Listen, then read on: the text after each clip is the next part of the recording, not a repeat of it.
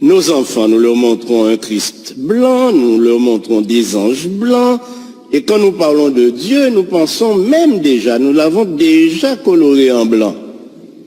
Or, nous savons aujourd'hui, et le monde scientifique, les historiens, les théologiens savent que les Égyptiens étaient des Noirs et les pharaons étaient noirs.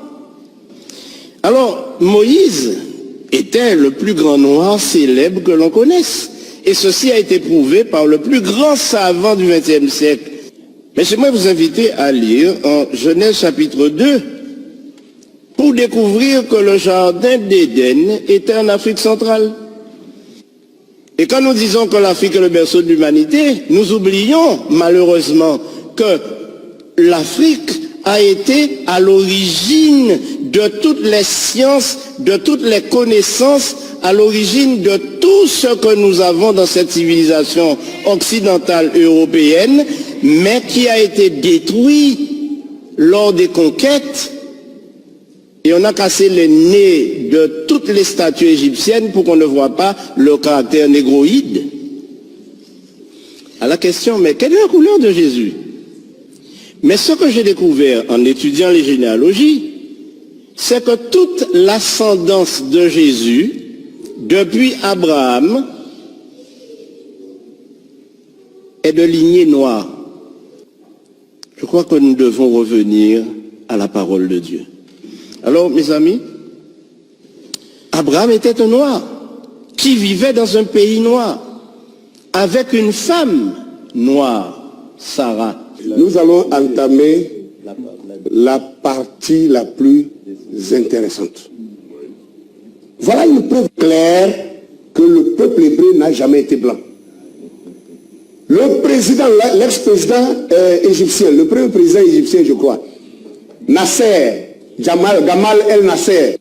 Gamal El Nasser fait un discours à la télévision égyptienne lorsque les juifs, les faux juifs, les falachas, les ashkénazes revenaient pour s'asseoir sur ce territoire-là pour dire que c'est eux qui sont juifs.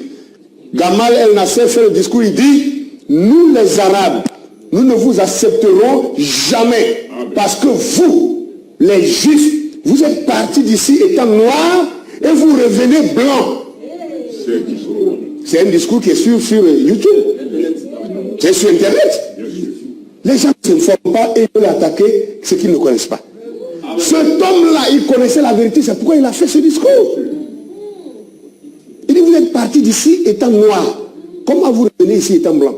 Nous n'allons jamais vous accepter. Ils n'ont pas accepté ces gens, pas parce que c'est Israël.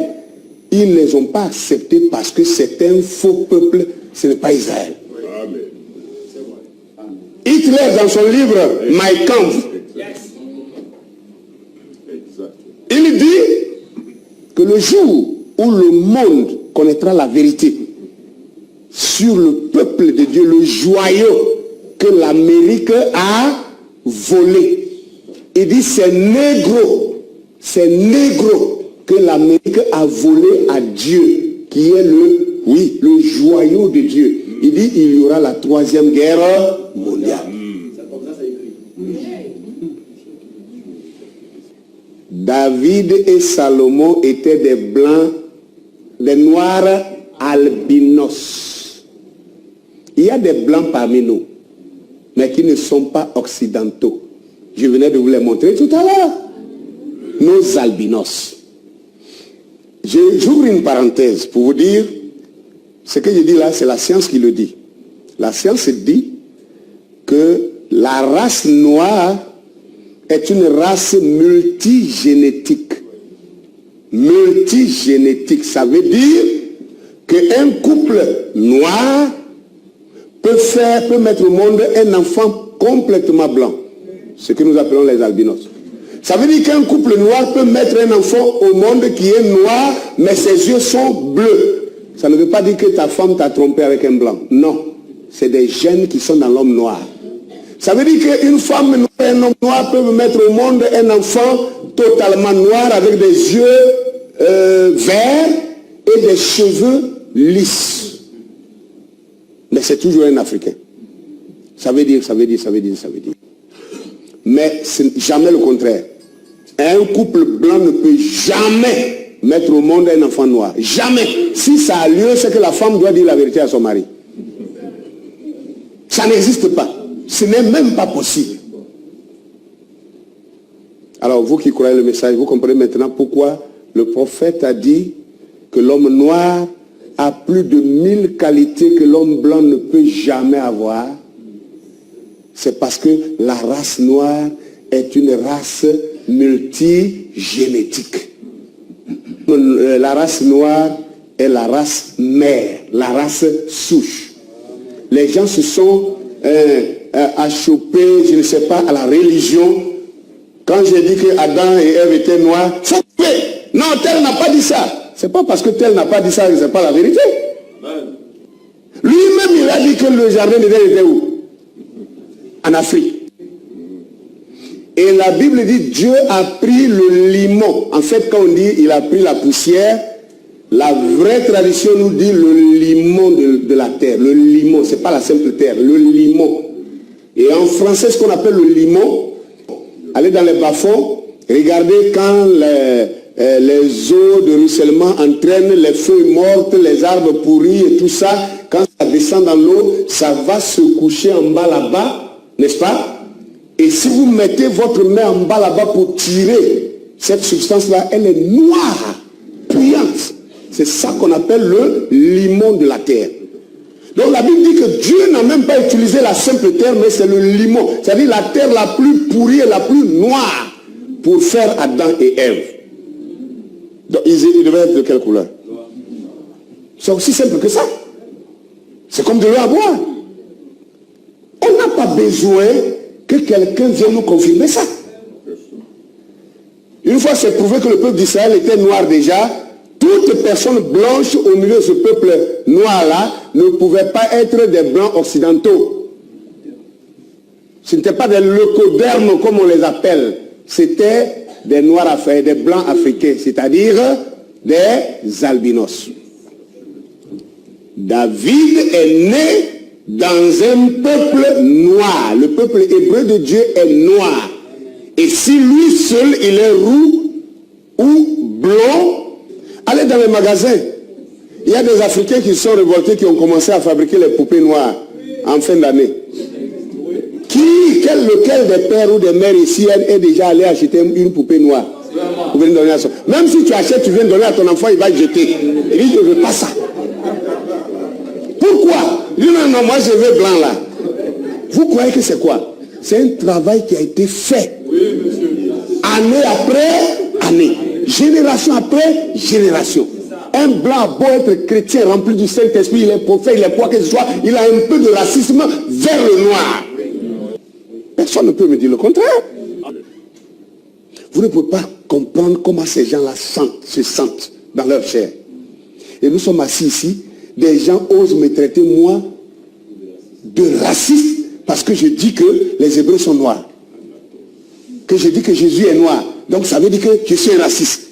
Vraiment, écrivez, en sortant d'ici là, allez voir le meilleur des calligraphes, qu'il écrive, le docteur Ake Dieudonné est le plus grand raciste. Moi, je vais mettre ça sur mon dos, je serai fier pour avoir dit la vérité que vous me traitez comme ça. De quoi on parle même finalement? Souvent, on ne se met pas à la place des autres pour voir ce qu'ils ressentent. Le seul peuple sur la terre qui avait la promesse de mourir comme des chiens et comme des mouches, c'est le peuple hébreu dans la Bible. Pour avoir désobéi à son Dieu. Mais il a promis qu'au temps de la fin, il va leur ramener la mémoire.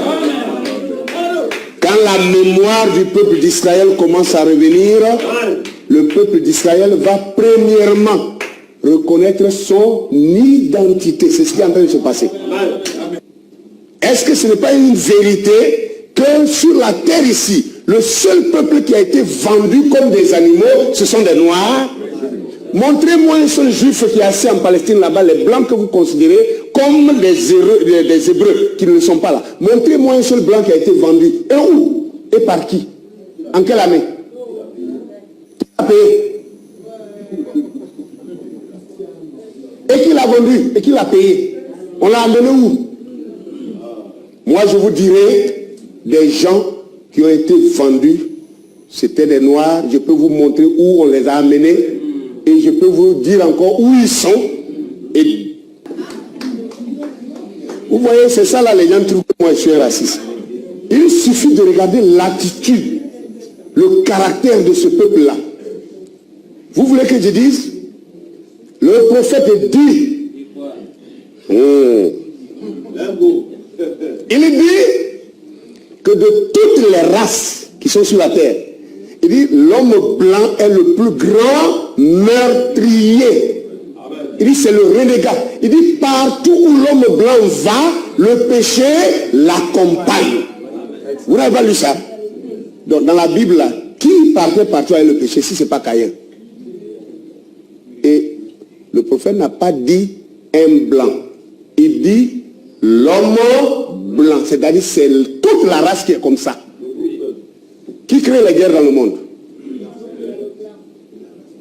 De nombreuses fois, j'ai entendu des frères antillais faire des réflexions très négatives à l'égard de l'Afrique et des Africains.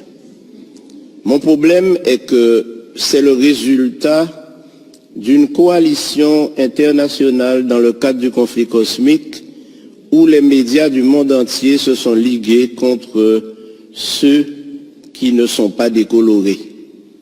Car en réalité, vous découvrirez à travers l'étude, malheureusement le temps m'est compté, de sorte que je vais faire des raccourcis, mais je veux faire 3 déclarations qui vont vous pousser à réfléchir et peut-être à sonder les Écritures davantage. La première, c'est que la Bible a été écrite pour que les Africains sachent que Dieu est leur Dieu.